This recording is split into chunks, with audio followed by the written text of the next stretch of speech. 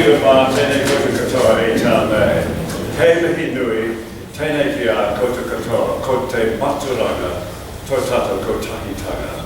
Nā mai, haere mai, tēnā koutou, tēnā koutou, tēnā koutou katoa.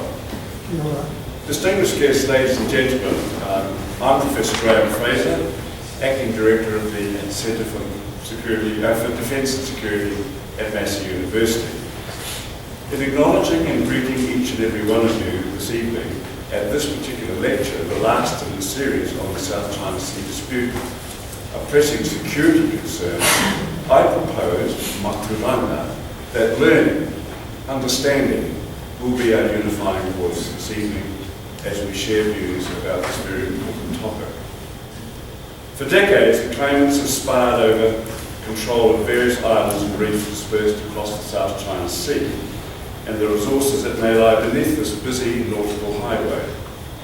While the dispute is fueled by a number of factors, including nationalism, oil, and the validity of historical claims, it still appears that the concept of territoriality may be at its core.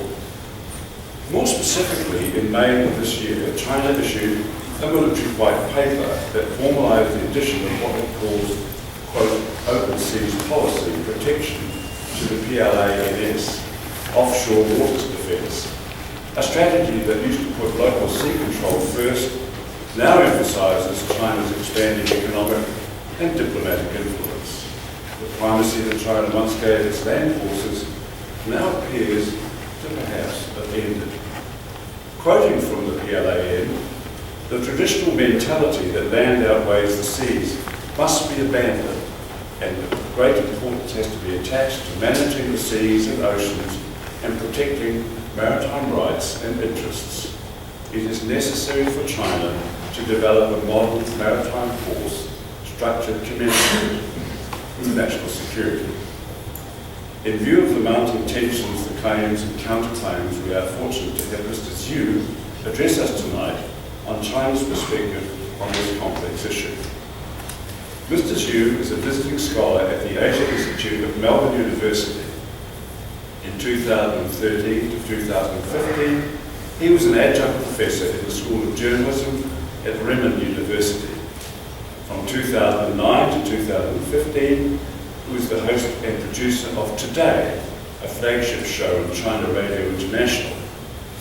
Mr. Xu has considerable experience as a political analyst on Chinese foreign policy, and this experience was developed in some 10 years of service as chief correspondent in Washington, DC for China Radio International and a writer-reporter for that organisation. He has a BA degree majoring in English language from Shandong Nationality Normal University, a bachelor's degree of law majoring in international relations from the China Foreign Affairs University, and has co-authored a Chinese language book, The Rise of China and the Real Western World, which was published in 2009. Ladies and gentlemen, please warmly welcome Mr. Xu.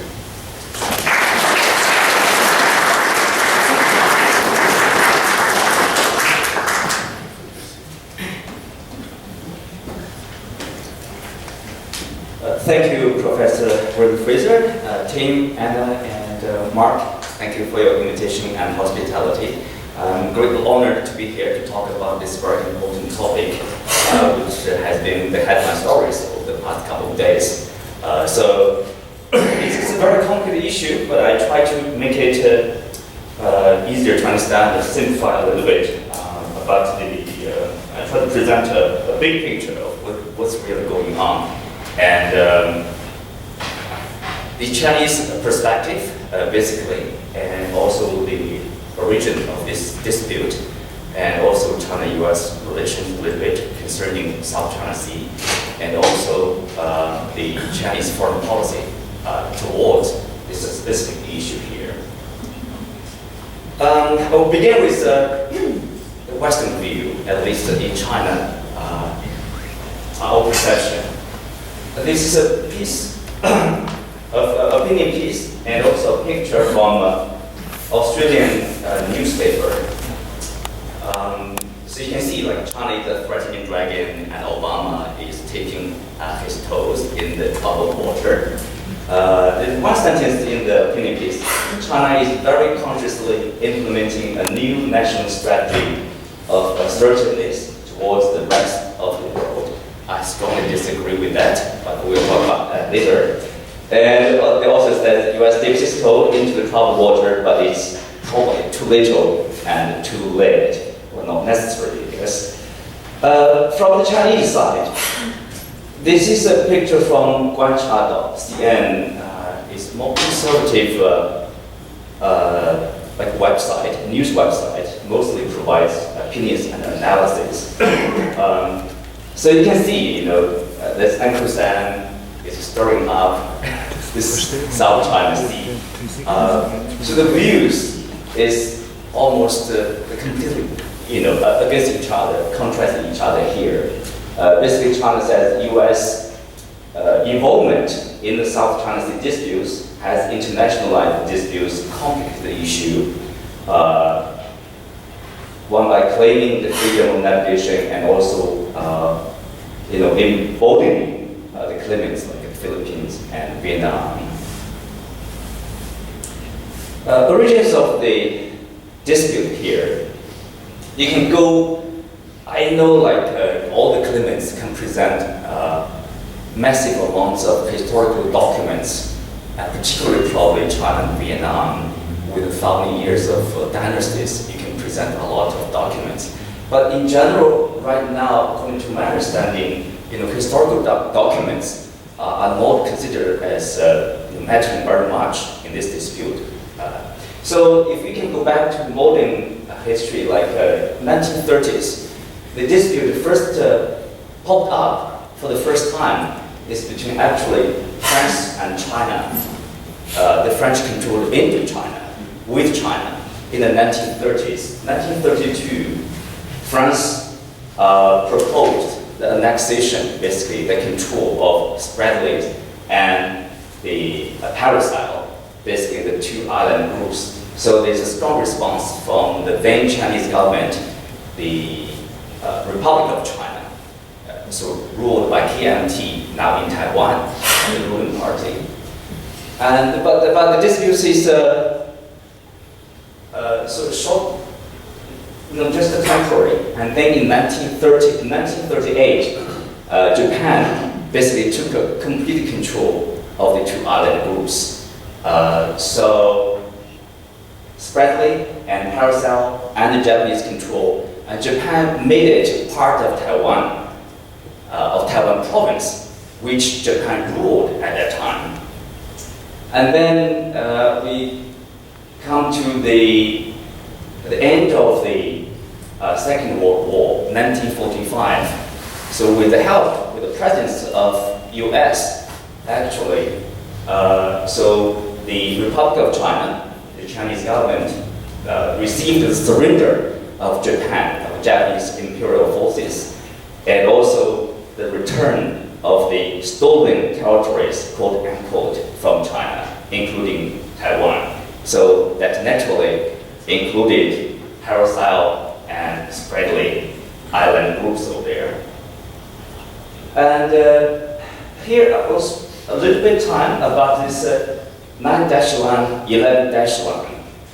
Originally it's 11-1, and it was drawn in 1947 by the former Chinese government under the rule of KMT. The line, you would want to know, let me see here. Why it is here? Why not east further to these areas or to the coastlines of neighboring countries? First of all, it was actually the Chinese military officers and Chinese officials were carried by the U.S. warships to draw this line at that time. The understanding is at that time, China was a strong ally of the United States.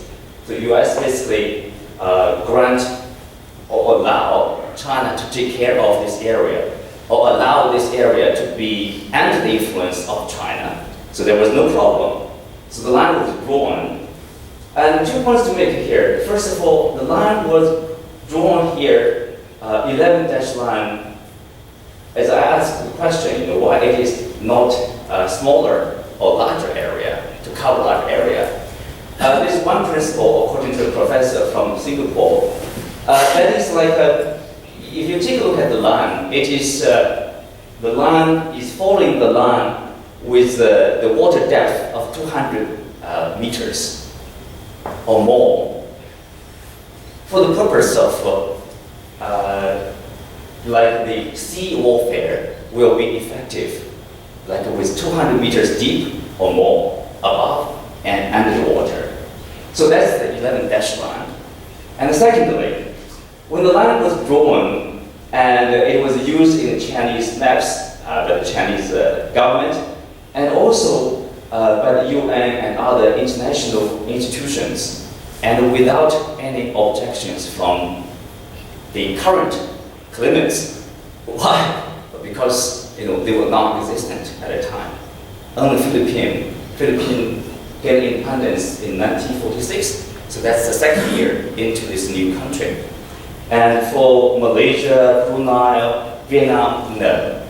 Vietnam was still in the Vietnam War, so there's no objection from any country at that time. So this was accepted basically, according to the Chinese side.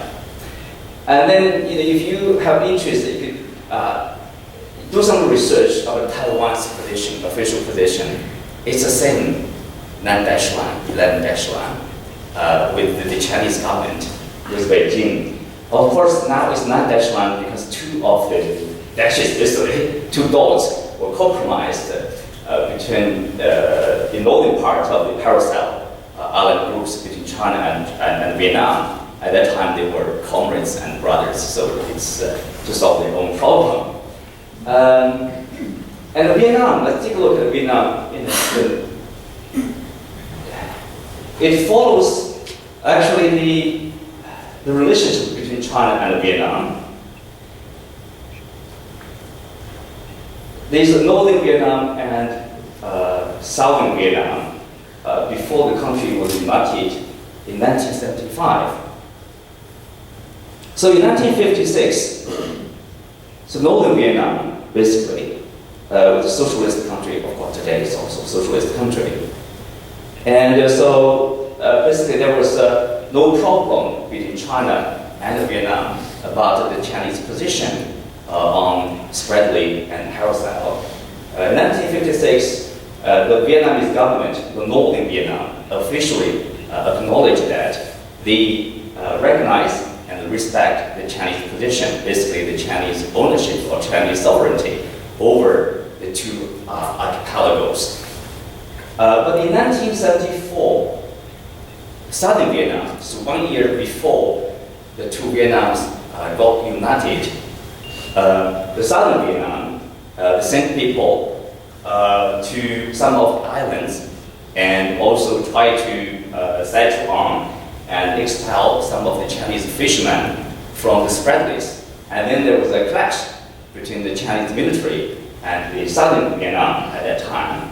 And China took, basically, defeated the Vietnam forces and took control of the Paracel Islands mostly.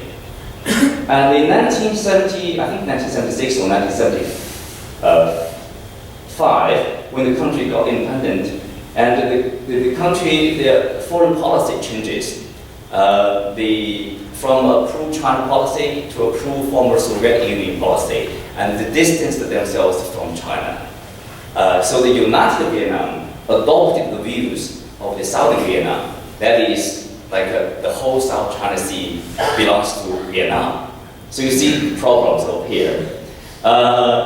So in 1988, there's another short-lived conflict, military conflict between China and Vietnam in Spratly, basically, which lasted for 28 minutes. But there were gunshots, and China took back like 8 islands or reefs in the Spratlys, so which are still under the Chinese control right now. Otherwise, basically, there were no control of the Chinese islands, although they claimed for a long time. but there was no effective control. I think that's a weak point probably in the Chinese claim, effective control of this spread base. Okay, here comes the Philippines. Philippines probably not a party, not a claimant until 1970s.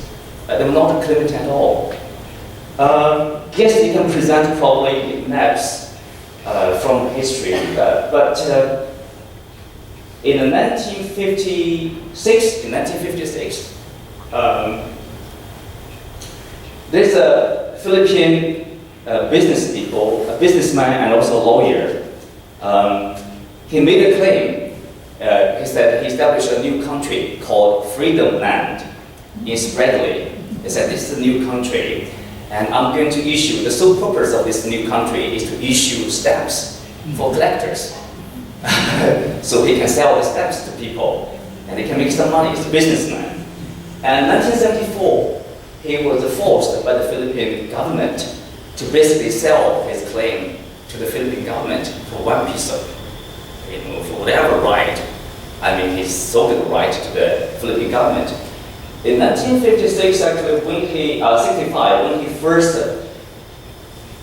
basically established the so-called Freedom Land, there were protests from both China, Vietnam, Taiwan.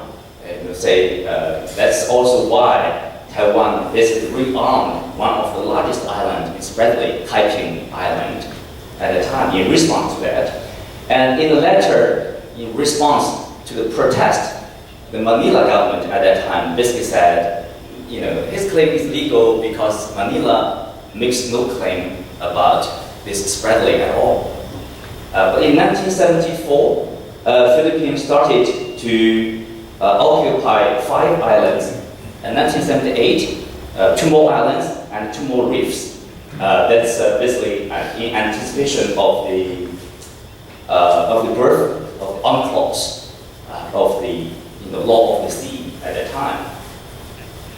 So you can see, now we have different claimants and overlapping claims, so there are problems. For Chinese, China has been described mostly, especially in the English media, as the biggest villain probably, among the claimants because you are the largest. And but actually, I would say, in a sense, China is reacting to those developments in these areas. China is not creating trouble probably. I can explain a little bit. On the 9-dash line, the new China was founded in 1949.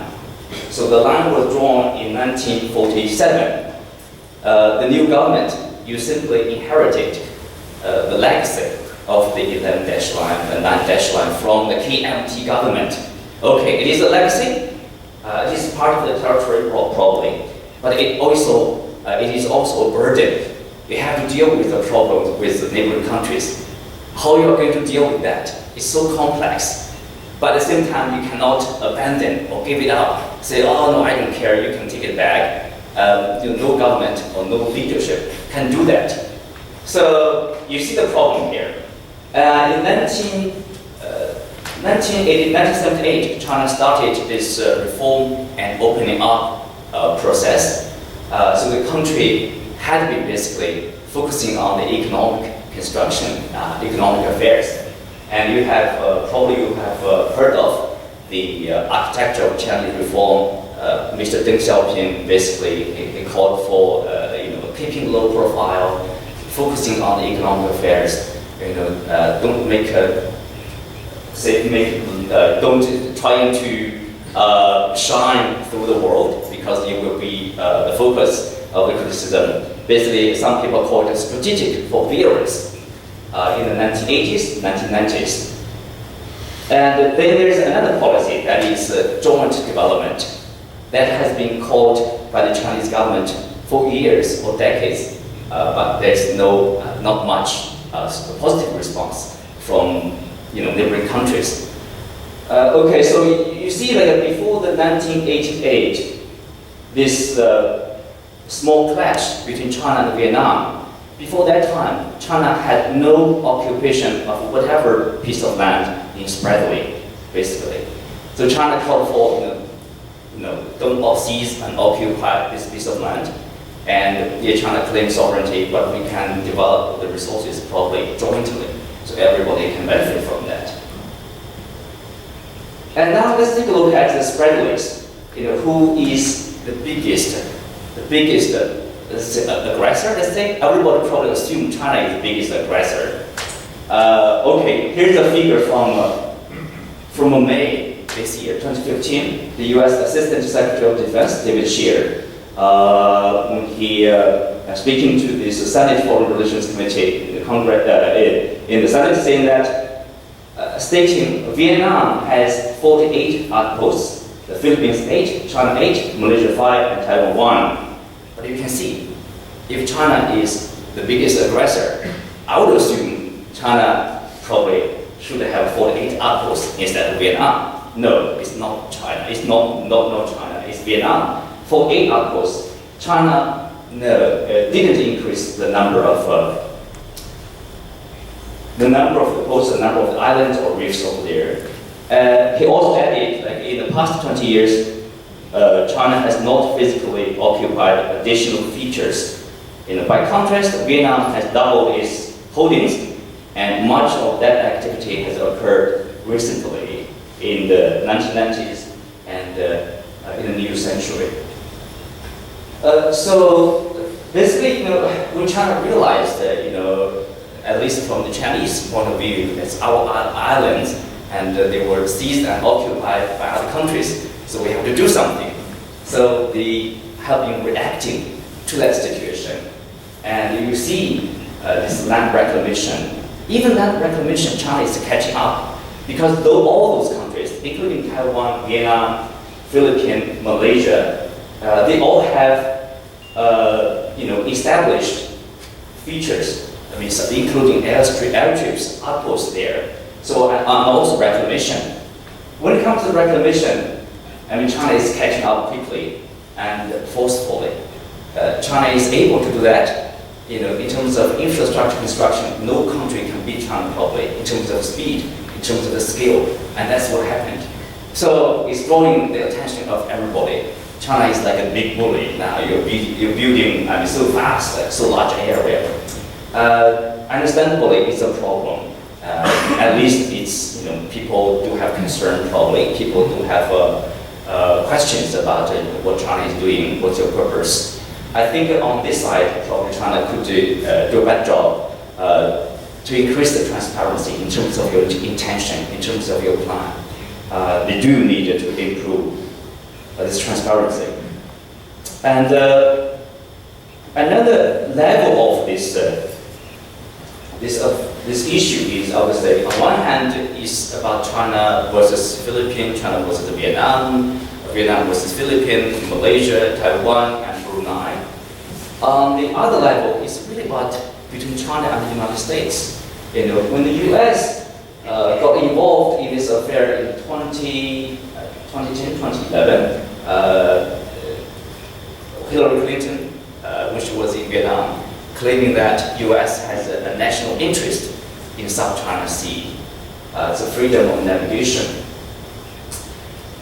So at the same time, U.S. then have this strategy of pivot to Asia. So pivot to Asia, navigation freedom here, it's really part of this complex relationship between China and the U.S., a rising superpower and an established power. So the U.S. is concerned about with the rapid rise of China. Are you going to replace me to become the number one? Are you going to drive me out of this, Asia-Pacific region? So that's a U.S. concern. I think that's a legitimate concern. So both countries actually, they almost use the same word to describe their relationship. They say the Pacific is broad enough, basically to host both China and the U.S. So basically, China does not want to be the enemy, the rival of the United States. And the U.S. is trying to accommodate the rise of China. If you listen carefully to U.S. President Obama when he said that the U.S. welcomes China, the rise of China, probably they use like a prosperous, peaceful China. They never use the word powerful China. But the problem is with the rise of China, with the economic development, it will inevitably spend money on its defense because it has, like Taiwan, it's a reunification issue, and it's basically defending its own territorial integrity and sovereignty issue. So here, if you look at the U.S. pivot to Asia, especially the beginning of its strategy, U.S. talked a lot about redeploying 60% of its naval and air forces to the Asia Pacific. They have a new military base in Darwin, Australia. They strengthened the military presence in Philippines. They upgraded their security relations with Japan. They strengthened their presence in Singapore, and also they relaxed the restriction on selling arms to Vietnam. So it's basically surrounding China. So what's the target? It's clear, it's China. And so do you expect China to do nothing and sit there being surrounded or being confronted by the United States? No, I would say no. For 1%, I would say no. So China, of course, increases the spending on military. And another problem, navigation freedom. That's the U.S. excuse, navigation freedom. Is navigation freedom really a problem? Is it really a problem? No, it's not a problem. You never heard of any incident that affects the freedom of navigation inside the China Sea. Because China is the largest trading nation in the world. China probably cares more than the US about the freedom of navigation. China buys a lot from Australia, from New Zealand. China also sells a lot to countries. And this sea route is critical to the Chinese economy, to Chinese trade. So China, I think including every country in this region, Vietnam, Philippines, Malaysia, I don't think any nation have any intention to do anything that will affect the freedom of navigation. So the U.S., a policy about, excuse, let's say, freedom of navigation, seems more about these U.S. warships, U.S. helicopters, fighter jets. It's a freedom of navigation issue.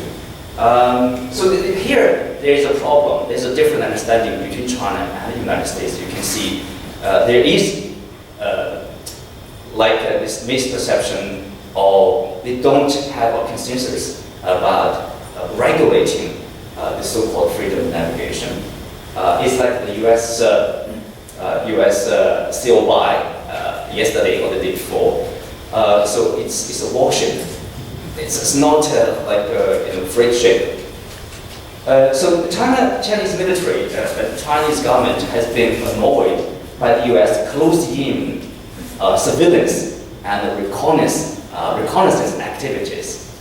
Of course, U.S. is not necessarily violating this international law.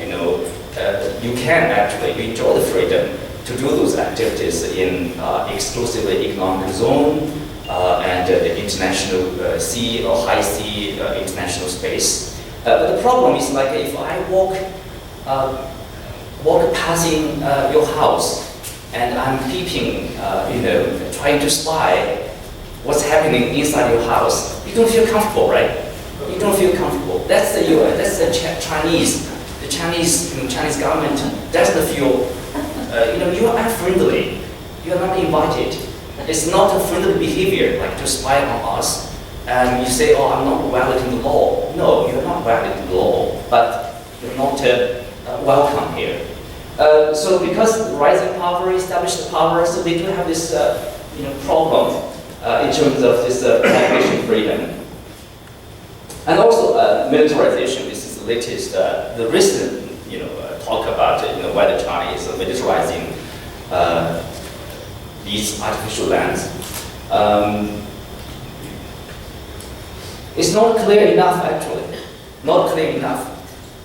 There's within China, there's speculation that is the original idea is actually for military purpose, but under the U.S. pressure, so China changed the purpose of this land construction to make it almost completely civilian. So you have this light tower, So they established this, basically they are trying to provide a service for rescue, disaster relief, and climate change research, things like that, public service.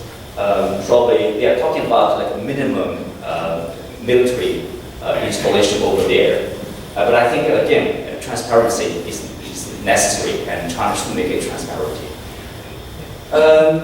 But if you say China is militarizing this region, but the U.S. is sending warships, who is militarizing this region? And the U.S. is sending like 60% of the basically military forces to this region.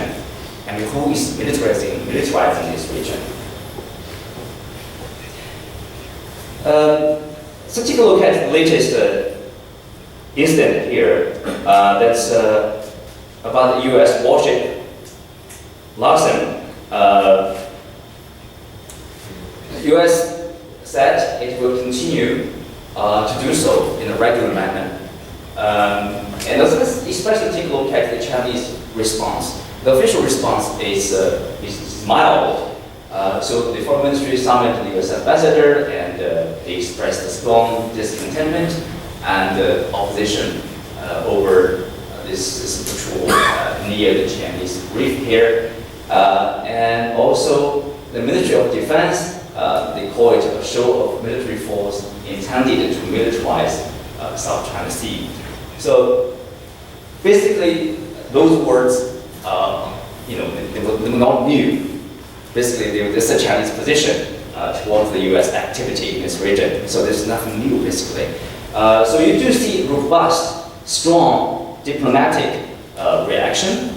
But when it comes to the military aspect, Chinese side, they did send 2 ships, basically to track the U.S. warship over there. But they did nothing violating the law, or nothing, leading to trouble probably between the 2 countries over there. So that's fine, I would say. That's all right. For one thing, early in September, a group of Chinese warships also basically went through, came within the 12 miles of the U.S. coast in Alaska, Aleutian Island. So as China continues to develop its naval forces, China probably will become a global force. So your warships will probably be increasing your presence in every part of the world. So I don't think there's a huge point to make to oppose so much strongly about the U.S. sailing into this 12 nautical miles. It's fine. But what I want to show you, more interestingly, is about the Chinese response from the public. Give you like a real sense of what's really happening within China, especially from the social media sector. Here we have basically people are joking about the Chinese response, criticizing the Chinese response for being weak. They say warning and serious warning. They basically brought back some of the stories, news stories, in the during the cultural war, actually 1966, 1976. So China was at that time, strongly ideological against the U.S. At that time, the news stories they said, it's 4 warships invaded the Chinese territorial sea. So Chinese government issued a grave warning, and then here Chinese government warned again, and Chinese government warned for the 13th time, then Chinese government for the 16th time, and the 17th time, and 160th time warning the U.S. Basically, people say, there's nothing you can do except to warn and warn and warn again, issuing warnings. So here, this is the comments from the net users in response to this piece of a post here on the Chinese Weibo, Chinese equivalent of Twitter here. One interesting one is here. The commentator used quoted as Putin, Vladimir Putin, from Russia, saying that 100 times of protest, in other words, one real action. So basically, they're asking, PLA, People's Liberation Army, where are your balls? Gosh, do you have balls? So this is from the general public. Here is this National Defense official account on Weibo. And this is the complete response, written response from the Defense Ministry. And here are those comments from the Chinese internet users here. I just want to share with you some interesting stuff here. One commentator saying that probably we should ask the PLA to apologize to the taxpayers, to the Chinese taxpayers, because you're wasting taxpayers' money. And another one is like, is Chinese government a paper tiger? Real paper tiger? And here is this comment is in responding to the Chinese arms reduction announced by President Xi Jinping during this national military parade in early October. So here is like arms reduction is necessary. We should continue with arms reduction. After all, it's useless. And here is a response to this, the Chinese vice chair of the Central Military Commission. I will talk about him a little bit, but anyway, people call him a rice bucket, good for nothing. This is a Chinese phrase. If you call somebody like good for nothing, you call it like a rice bucket, basically a rice bucket, big eater. The only thing you are capable of is eating a lot of food, but nothing else you can do. And here the last comment is like, are we going back to the Qing dynasty, which is characterized by China being bullied by European powers mostly. Here is, I quoted this Mr. Song, he's a popular military affairs commentator in China, in Chinese media. That's his post. To translate a little bit of that, I have stressed repeatedly that during this confrontation between Beijing and Washington in South China Sea, the US would lose face if it doesn't enter into the 12 miles. PLA would lose face if it doesn't take countermeasures to stop the US ships. Many Chinese scholars think economic growth remains the priority. Overreaction may disrupt the continuous development of the nation. To them, I have one word: bookish. So you see, there are different opinions here. But people on the right side, on the right, the Chinese term means more liberal-minded people. It's different from English. On the left, basically more conservative. On the right, more liberal in China. So this is a professor from a university in Beijing. He basically talked about artificial land and sovereignty. His idea is like for artificial lands, there's no sovereignty. So for him, it's perfectly okay for the U.S. to sail into the 12 nautical miles. So we should not make a big fuss about that.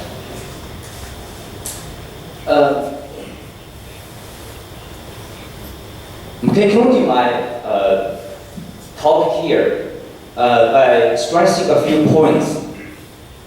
This is a sentence I quoted here by General Fan Changlong, who is also the vice chair of the Central Military Commission. So very powerful figure in terms of decision making, because the chairman of this Central Military Commission is President Xi Jinping, obviously. So the real power enjoyed by General Fan and other vice chairperson over there.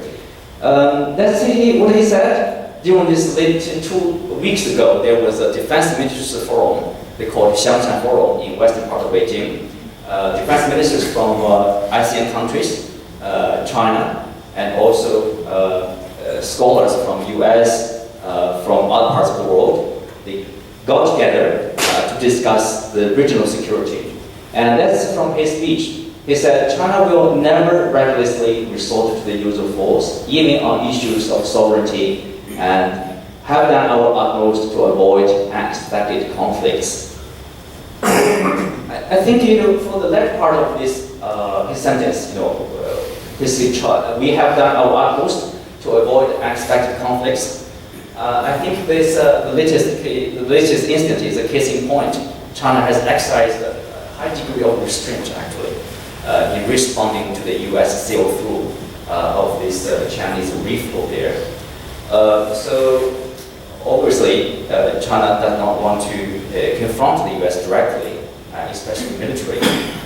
And also the first part is that we will never resort to the use of force, even on issues of sovereignty. And for this, he was widely criticized within China. He was called a traitor. That's unbelievable, but even many scholars basically termed him as a traitor, national traitor. Personally, I think he's right.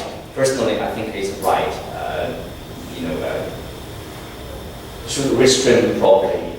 Never talk about the use of force. This is the second point I mentioned a little bit. If you take a look at the Chinese military spending, Chinese military development, it's mostly about itself. It's about national sovereignty and territorial integrity. This is especially important because of history. I think for people from other countries, probably it's hard to understand why it's so important for Chinese people, like territorial integrity and national sovereignty. Because in late Qing dynasty, about 200 or 100 years ago, Qing was basically was bullied basically, Beijing was ransacked by the 8 powers, basically mostly European powers at the time. And later on, you have civil war, you have warlords. Basically, China was kind of like dismembered and bullied and humiliated, by European powers and then by Japan. So for the Chinese people, they have a strong sense of national sovereignty and also territorial integrity. If you look at the issue of Taiwan, U.S. is the factor, actually, the most important factor in terms of the mainland relationship between the mainland and Taiwan. U.S. has a law, it's a domestic law, they call it Taiwan Relationship Act.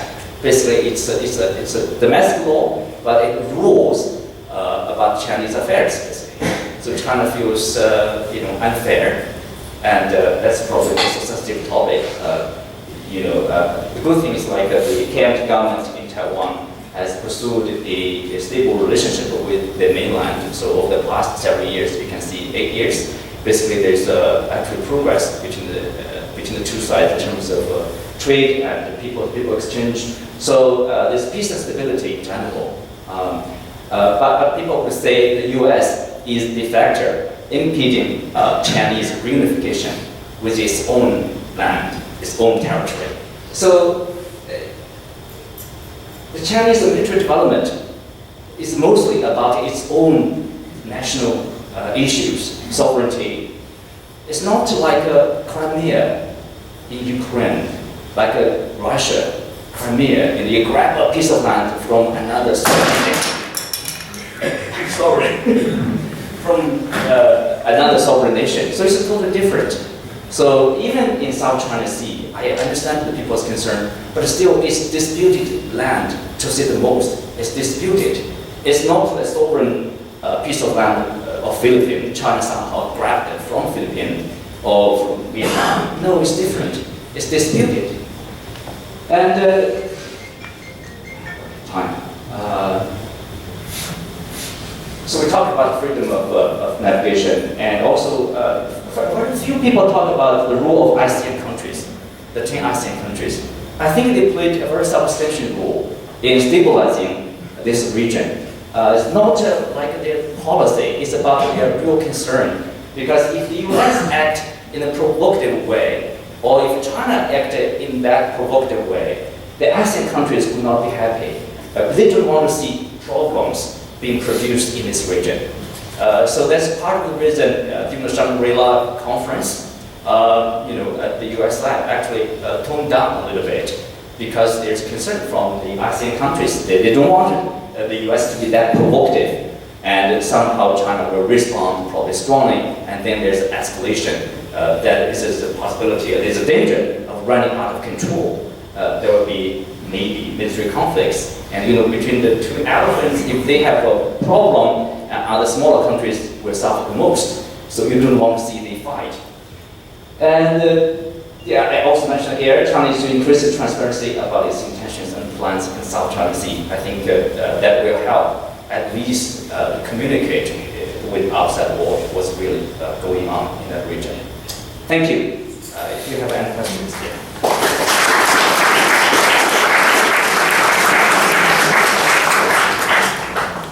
Well, thank you very much, Mr. Xu, for that address. He is prepared to answer questions, so if you wish to ask a question, please take the microphone and address it to him. First of all, thank you for the presentation. Excuse me, could I just say, please identify yourself. Okay. I'm Lê from Vietnam, sir. And it was very interesting to hear the perspective from Chinese. And as Vietnamese people, I think there are some points, for my invitation, I don't really understand. I need some clarification from the speaker.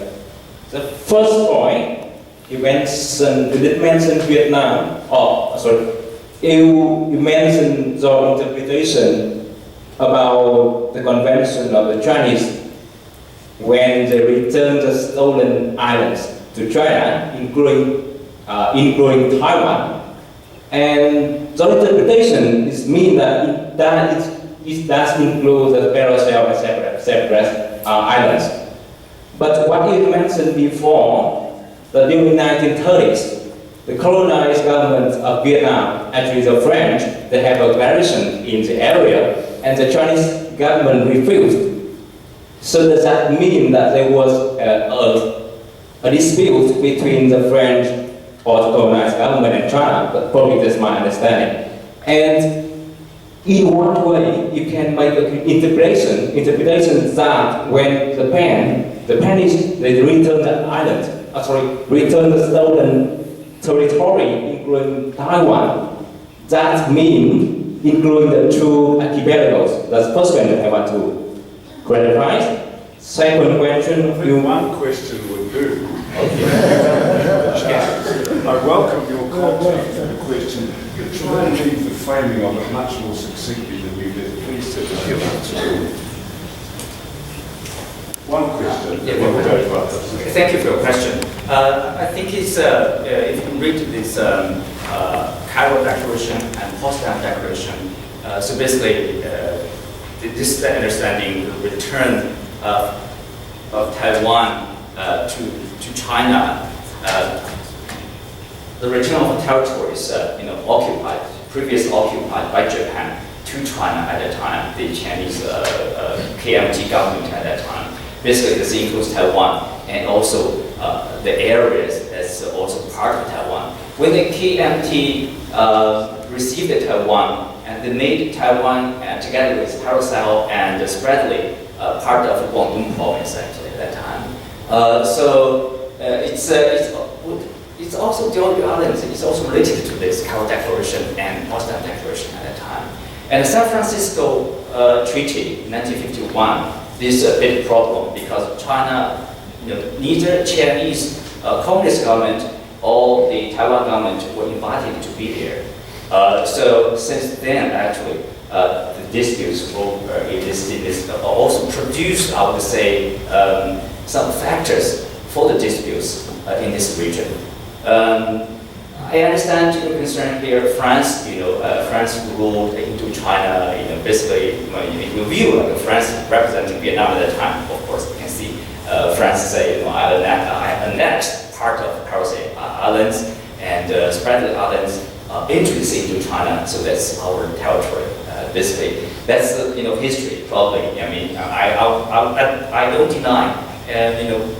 Both Vietnam and China, they have their, from their perspective, legitimate defense argument for saying that this is our territory. But this is the problem. This is really the problem. This is history and also the current situation. I would say, status quo. Let's respect the status quo and move on somehow, and jointly develop this. China should not probably ask the return of the Vietnamese occupied 48 outposts, and Vietnam should not ask the return of Chinese occupied islands probably, because if China wants to get back those islands, they have to dislodge the Vietnamese, and then there will probably be a war, however small. And if the Vietnamese want to do this, and then there will be conflicts, because there's no way to dislodge another occupant and bring it back. But this is, the tough reality. If you want to solve this problem, probably you should respect this, this status quo, and then move on. Probably focus on the joint development of the seas, of the seabed resources, whatever there is. Thank you. No, we'll have a question from another member of the audience. There are a lot of people behind you who are just as interested in these outcomes as you are. So another question from somewhere? Sir.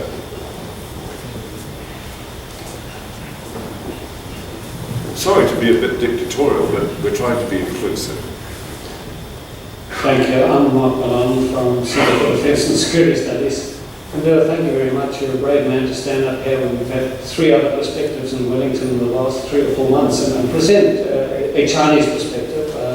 It's probably not the Chinese perspective, because you talked about how the population feels versus government. But I want to pick up on one point. It's a question maybe of journalism. It's about you mentioned a couple of times the need for transparency. And I want to ask if you don't think that's a little bit naive. Because if some of the reclamation is for defence purposes, for matters of national security, no government is transparent about these things.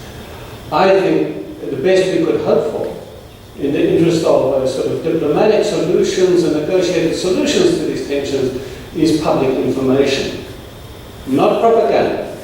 Effective propaganda would be good, but to say that 1,300 meter runway is for search and rescue operations, etc., is not really credible propaganda. So my question to you, I guess, is how robust do you think China would ever get in terms of international public information, and would this be very different to the public information given to the Chinese people, given the government's need for support and the impression that PLA is, not delivering bang for the buck in terms of defence capability. So your comments as a journalist, as well as one with a keen understanding of Chinese governments and the state of public information in China, can we hope for transparency, or could we just at least hope for public information? Thank you. The transparency, at least from a personal view, I think it's, China can afford to be transparent. China has been accused of basically lacking progress in terms of transparency, especially by the United States. But I think the accusation is ill-founded because when you compare two powers, one is smaller, one is weaker, the other is strong. The weaker party probably will. They can't afford to be transparent at the time. But now China can afford to be transparent, I would say. But anyway, personal opinion. I do agree with your second point about information publication, not only to the international community, but also within China, especially for the Chinese public to have a better understanding of the Chinese position and what's going on, and what China has done, and what China is going to do about this dispute. Probably that will help increase the understanding of the Chinese government policy. Probably there won't be so much pressure on the PLA, on the Chinese government. It's easier. And also internationally, I do think there's a need for the Chinese government to do a better job to communicate with other countries about what's really going on. Unfortunately, it's getting better. It's getting better. But you can say, the government is not good at PR, and probably other government agencies, also there's a problem of PR, of speaking to the people. Like in China, there's a system basically training spokesperson for the different ministries of the different bureaus, basically different provincial government, different spokesperson. The whole purpose is to increase their communication with the public. I think when it comes to the international community, it's the same. It's the same. Thank you. Thank you. Another question? Hello, my name is Girish, and again, I have many questions, but I'll try to restrict my questions. Good. As General Fan has said that there is no use of force. In American, the vessel which travel on Monday or Tuesday, very close to those islands, I can understand that. But what about if Vietnamese vessel goes near that? Would he still agree with that? No use of force in that case? Yeah, that was one of the thing I noticed. Another thing is, when you ban Facebook and Google in that country, while America doesn't ban your website, where is the freedom of expression? You have showed so many statements in Chinese from the Chinese website, while Facebook is banned there. So there is no freedom. What people who are expressing are the ones who favor the Chinese government. They are people who wouldn't be with that expression, and their voice is just suppressed. Another thing is... just a moment, yeah. we've had a I couple think I answered the two questions here. We've had two statements that sound interrogative. That's enough. I think we should allow our colleague a chance to respond to those first two. The second question first, lack of freedom. Here I mostly want to present what's the Chinese public really thinking about the Chinese response to the U.S. sale buy. So I mostly choose the statements from the Chinese website. Freedom of expression, free press is another topic. We can talk about it later or in different arena here. I guess it's like a political system. Different countries have different political system. If you look at the past 30 years, more than 30 years, Chinese government probably is the most capable government in terms of managing its economy and improving people's living standard. Yeah, you can still condemn it for not free, for not being democratic, but is democracy the only choice? And also the Chinese system, the whole society is evolving from one stage to another. It's changing because for people, for me, like even who live in China, it's hard to understand the changes because it's so rapid, it's so much. So we don't know, what tomorrow's China will be like, and whether China will develop a better system than democracy, than the U.S. democracy. We don't know, and why, can we be afforded to be so sure, to say the Chinese system is the wrong system? At least when it comes to economy, no, it's not the wrong system. It proves itself. It's very resilient and very efficient and effective in terms of managing the society. Okay, first question here. The U.S. sail through the Chinese reef here. The U.S. say it's upholding the international law. It's an innocent passage. There is a principle, of course, innocent passage or harmless passage. That's continuous and expeditious. But if you look at the U.S. move, before the move, there have been like half years, I think since May, several months talk of testing the Chinese resolve or challenging the Chinese claim. Is it innocent passage? Is it a real innocent passage? Is the U.S. really upholding the international law? Or is it challenging the Chinese here? No, it's challenging China. I don't think Vietnam will do that. I don't think Malaysia will do that. I don't think Australia is talking about doing that. I don't think it's wise to do that. But mostly, I would say China will choose not to use force. I'm pretty sure, because simply China can't afford to use force. If it use force against the smaller nations, the whole Southeast Asia will be scared away. China is trying to build this whole, it's like a community, strengthening the bond with Asian countries through economic and trade. Economic and trade means it's not about military, it's about trade. If you look at the Chinese foreign policy, this is the Chinese backyard in the US sending warships. What China is doing in Latin America, in US backyard, it's only investment and infrastructure construction. If China one day build a military base in Venezuela. Will Washington feel comfortable about that? I don't know, but I think people need to put that into perspective. Yes, China is developing its military. I think for the military, it's mostly about making sure protecting its interests and also making sure there's no need to use force, probably. And if you look at the Chinese history, there are dynasties and emperors. There's one thing in common that is they appreciate very much by every emperor, every dynasty. That is, they call it in Chinese, basically benign ruling. Largely, I think the Chinese thinking like China wants to be a benign power. It's a great power, a big power. It's benign. Perhaps two more questions. One there at the back and then here. Yep.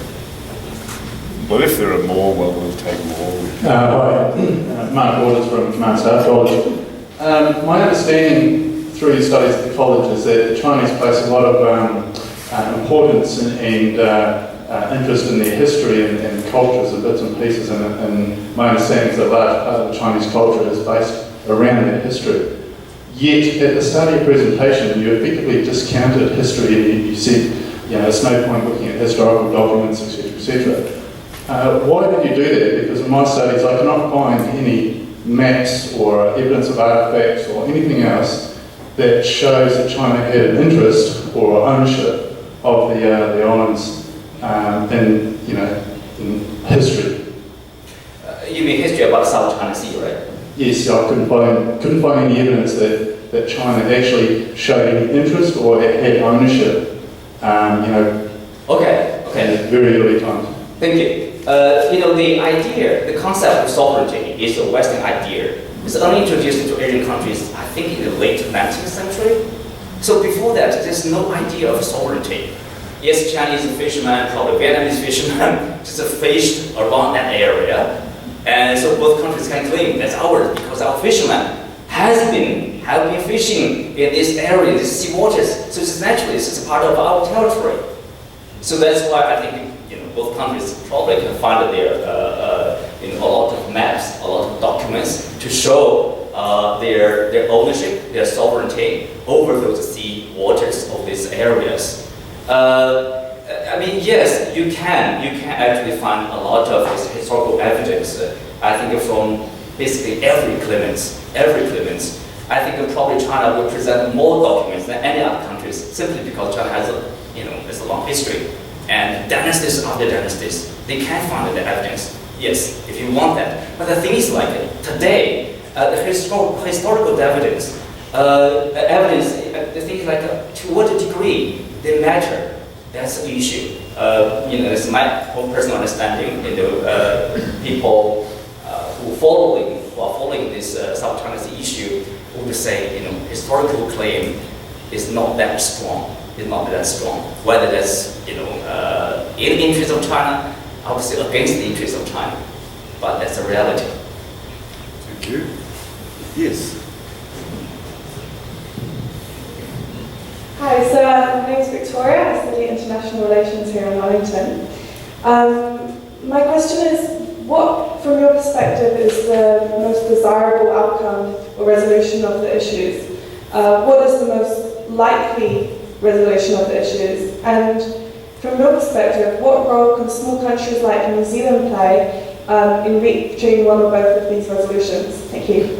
Thank you. $1 million question. I don't know how to solve this problem, probably. But one thing is I want to share with you let me find this, the Chinese response to this US seal buy to the Chinese reef. This is one statement from the Chinese ambassador to Washington. And this is a direct quote. Whatever is happening now will not change our position on the sovereignty in the region. We are not to weaken our determination to safeguard our sovereignty, and will not weaken our commitment to seeking a peaceful solution to disputes with countries concerned. And certainly we are not going to weaken our position and commitment to developing a healthy and strong relationship with the United States. So it's okay, sovereignty, peaceful solution, strong relationship with the United States. It's a balancing act, right? It's a balancing act. But I think it's true. It reflects the Chinese decision makers, the mentality that is, peace and stability is more important to China than to the US in this region. I mean, more important to Vietnam, to Philippines, to Malaysia than to Washington, because this is a trade. This is very important. Directly, river countries will be directly affected by if there's anything disruption of freedom of navigation or military conflict. And obviously, China cares a lot. Prioritize its relationship with Washington. So that's probably part of the reason why China accessed this restraint in response to the U.S. COI. And when it comes to the role that can be played by New Zealand or Australia, I would say, I don't agree with probably Australian, the military establishment. They would argue, basically to follow the U.S. suit, to send a warship or fighter jet to, basically freedom of navigation patrol in the South China Sea to challenge China. Tony Abbott, the former Prime Minister, talked about two factors driving his China policy: greed and fear. Greed is easy to understand. Trade, China is the largest trading partner, and fear. It's very hard for Chinese people to understand. If you ask any Chinese in Beijing, Shanghai, or whatever, if you ask them your impression of New Zealand, people will see the beautiful place. Dairy products, I love that. It's healthy, it's safe. That's the destination for my next tour, probably. So, sandy beaches, friendly people. It's the same to the Australians. So it's, when it comes to the fear of China, nobody understands that. New Zealand, Australia is so far away from China. In the wildest imagination, China would never think of somehow to attack or harm nations like New Zealand or Australia. So I would say there's no reason for Australia to challenge China. No reason to challenge China. And also, this is not the best policy. It's not a wise policy, because on one hand you have the largest trading partner, on the other hand you have the traditional ally in Washington. You want to benefit the most from the two partners. You don't want to risk your reputation or your standing in the international society. I would encourage, also New Zealand to play a role to bridge the gap between Washington and Beijing. Maybe dragging those people, diplomats and people from Washington or Beijing, sit together, talk to each other, find out the differences, increase the understanding, to reduce the misconception or misunderstanding. Then I think everyone benefits from that. Countries like New Zealand and Australia, there's no need for them to choose side, because people don't want to choose side, including Southeast Asian nations. You want to benefit from China with the trade, economy, and the US, the stability. But anyway, I'm totally with the Chinese ambassador, peace and stability. We should never seek force or the use of force to solve this problem. I mean, even we can talk endlessly, it's better than the use of force, right?